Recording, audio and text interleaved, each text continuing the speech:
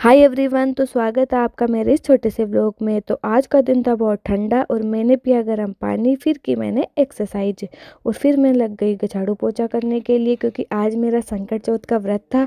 तो मैं जल्दी से नहाने के लिए चली गई और आज मैंने पहना था नया सूट, क्योंकि हमारे यहाँ जब चौथ का व्रत करते हैं तो नया सूट ही पहनते हैं। और फिर मेरा आ गया पार्सल और फिर मैं हो गई रेडी।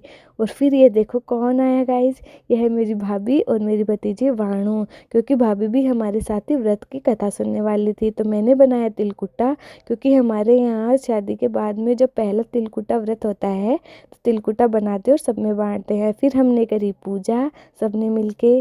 फिर हमने सबके लिए गर्मा गर्म चाय बनाई, क्योंकि हमारे यहाँ व्रत की कथा सुनते ही चाय बनाते हैं। फिर हमने बनाई साबूदाना की खिचड़ी, क्योंकि साबूदाना की खिचड़ी बहुत यम्मी होती है। और भाभी ने फिर यम्मी यम्मी साबूदाना की खिचड़ी भी बना ली। और ये देखो गाइस कितनी यम्मी लग रही है।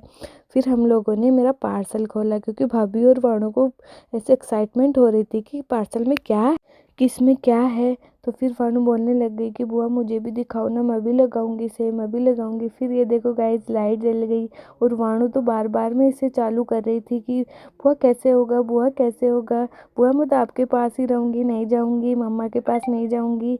तो फिर भाभी ने बोला कि नहीं वाणु जाना तो पड़ेगा ही। तो फिर भाभी वाणु को लेके चली गई, क्योंकि भाभी को भी घर पे काम था और रात को डिनर भी बनाना था भाभी को, इसलिए वो दोनों यहाँ से चले गए। तो आज का मेरा व्लॉग यही ख़त्म होता है। अगर आपको पसंद आए तो लाइक ज़रूर करें।